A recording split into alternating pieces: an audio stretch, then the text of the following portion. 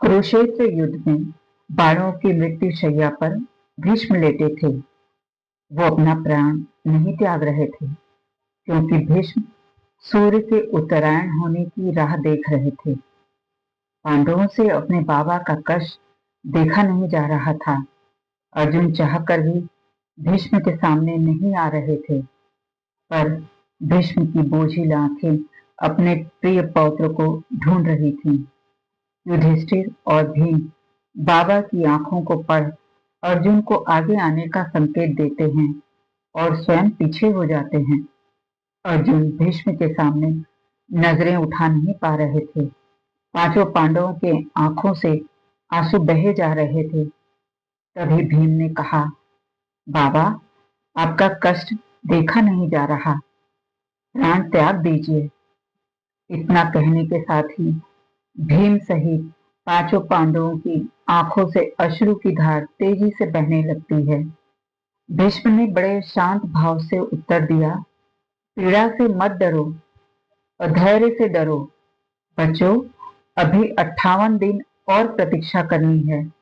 जब सूरज देवता उत्तरायण हो जाएंगे, तब मैं भी विदा ले लूंगा, इस देह से, इस संसार से। इतना सुनने के बाद सब सन्न हो गए।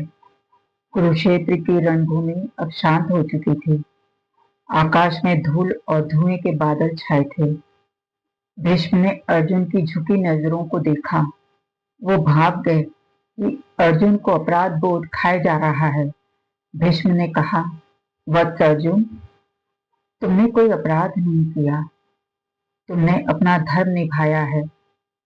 अर्जुन कुछ बोल नहीं पाए। पांचों पांडवों ने बुझे मन से एक दूसरे को देखा। उनकी अवस्था कह रही थी कि वो कुरुक्षेत्र का युद्ध जीत कर भी हार गए हैं। भीष्म बोले, बच्चों, यह पीड़ा नहीं, यह मेरा तप है। शरीर कष्ट में है, पर आत्मा पूर्ण रूप से शांत है। मृत्यु मेरे लिए बंधन नहीं, पर मैं उसे उचित समय पर ही स्वीकार करूंगा।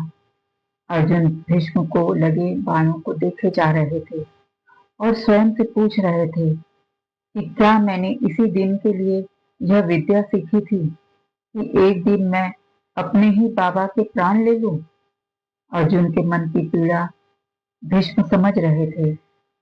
युधिष्ठिर भी उनकी पीड़ा को समझ अर्जुन के कंधे पर हाथ रखते हैं, जैसे कह रहे हों, इस पीड़ा का कोई मलहम नहीं।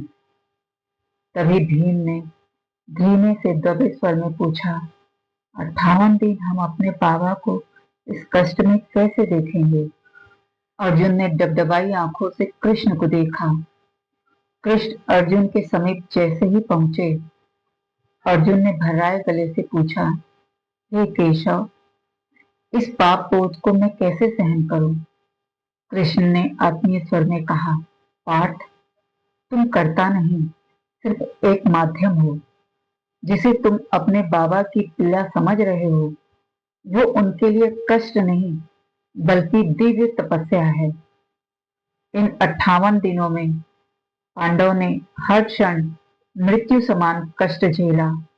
अंततः सूर्य उत्तरायण हुए, मकर संक्रांति की सुबह हुई।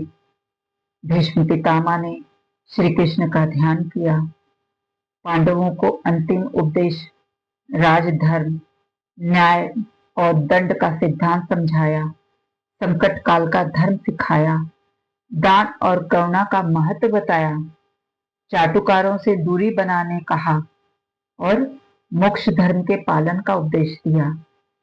इसके बाद शांत भाव से अपनी देह का त्याग किया।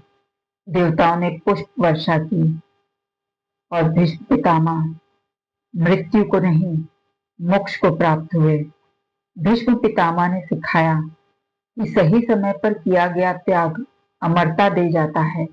राजा शांतनु के पुत्र देवव्रत यानी भीष्म ने अपने पिता के लिए आजीवन ब्रह्मचर्य का पालन किया और राज सिंहासन का भी त्याग किया। कथा का सार यह है कि भीष्म पितामह ने 58 दिनों तक पीड़ा सहकर जिस मकर संक्रांति के दिन की प्रतीक्षा की, वह कोई साधारण पर्व नहीं, बल्कि उत्तरायण का वह दिव्य काल है जिसमें देह त्याग से आत्मा को श्रेष्ठ गति प्राप्त होती है। जय श्री कृष्ण।